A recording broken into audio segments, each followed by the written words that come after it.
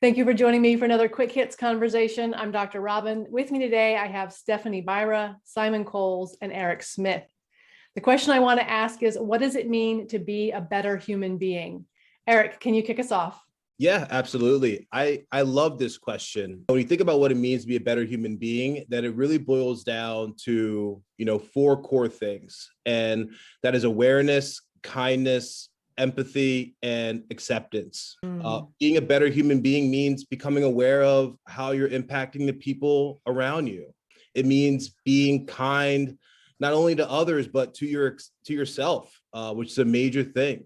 It means having empathy for people that are going through situations inside or outside of your own experiences, and accepting yourself and others for who they are. I think about being a better human being, it goes twofold. One way, it's how you become a better human being externally to others, but also how you can become a better human to yourself too, as you kind of go through the process of life and the journey you're on. I definitely agree with your points that you made. I think one of the other things to be a better human is to be a better listener. And sometimes I have to admit that I'm not always the best listener.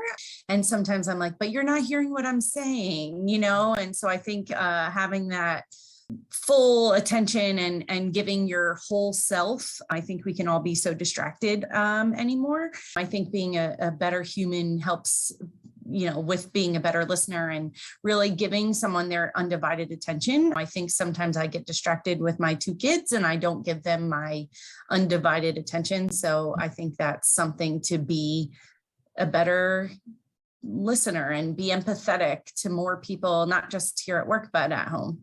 Mm-hmm. So it's almost like it's developing, it's adult development, isn't it? You're going up the stages of I don't know, whatever, maturity or enlightenment or whatever we get when we thought we knew everything in our 20s, didn't we? And now we're in our 50s. I'm in my 50s, and I'm amazed at the stuff I don't know, and appalled at my arrogance of my 20s.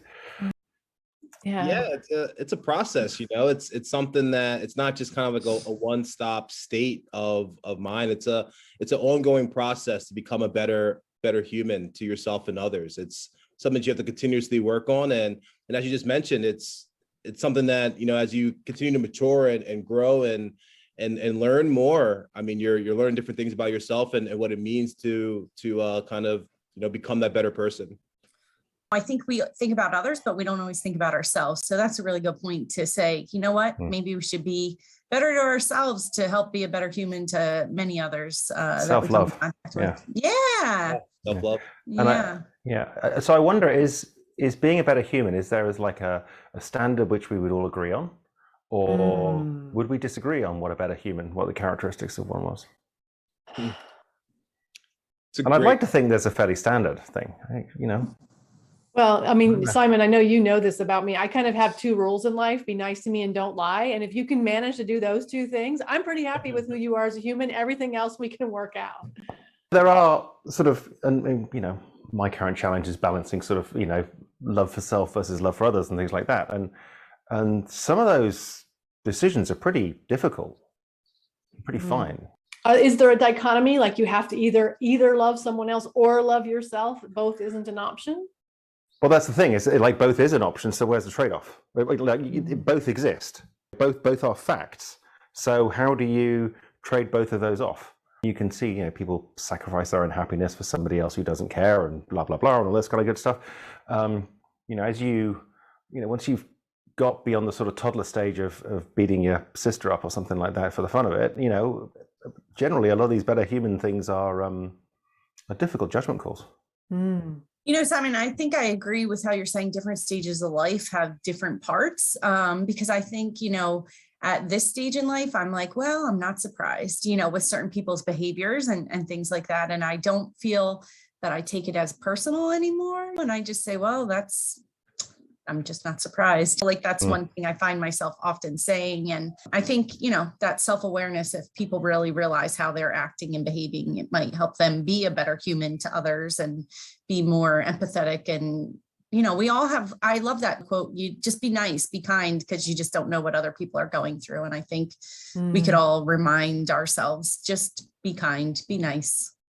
I'm wondering, are we responsible for giving someone feedback about not being a good human to help them grow? Like, where is that? If we're talking about it's a growth process, then what is the responsibility to help someone grow? Well, it's context specific, isn't it? I would think. Some people you would have a contract to be able to say that kind of stuff, and some people wouldn't be. You know, the guy on the street who's yelling at his wife. Yeah, probably. Well, I would interrupt that just because that's not okay. Abusing other people's not cool, but I wouldn't necessarily try to teach him. I would just try to break up the situation. I think in some cases it is, you should try to, give feedback to someone who's not being a kind person. But in some situations, it's going to be really hard to make that happen. And sometimes it's not the right place or time to make that happen. And in those situations, I think it's important that you just kind of take a mental note and kind of remind yourself of like, that's not the type of person who I want to be. And be able to share that feedback with others, that you saw this happen on the street, or you came across this, and kind of just like reminding yourself that's not who you want to be, reminding others that that's not someone you want to be surrounded by either. They could at least be a bad example. Yeah, exactly. Exactly.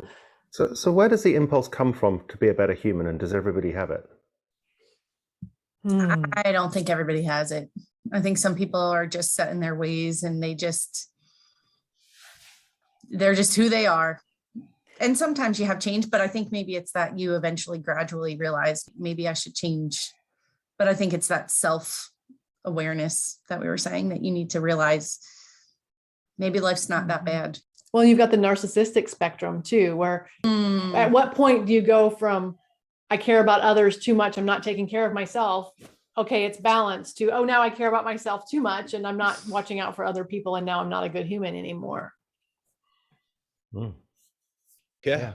It's a tough question to answer. And I also wonder how much is it, nature versus nurture, and how often are people just taught to be better humans versus not, and how many people kind of learn that throughout their life, and how many of them are kind of instilled into them at a young age, to have manners, say please and thank you, respect others, be kind, everything like that. And so, yeah, it's a tough question, really great question, tough one to answer. You make a good point, Eric. It obviously is some learned, because children, little toddlers, are horrible at it. They are not good. They're terrible humans. And you have to teach them to have better behaviors and share their toys and say please and thank you and whatever. And if they aren't taught that, they grow into adults who don't behave socially properly either. I appreciate you should never discuss religion, but hey, I'm going to discuss religion. Would the religions claim to help you be a better human? Oof.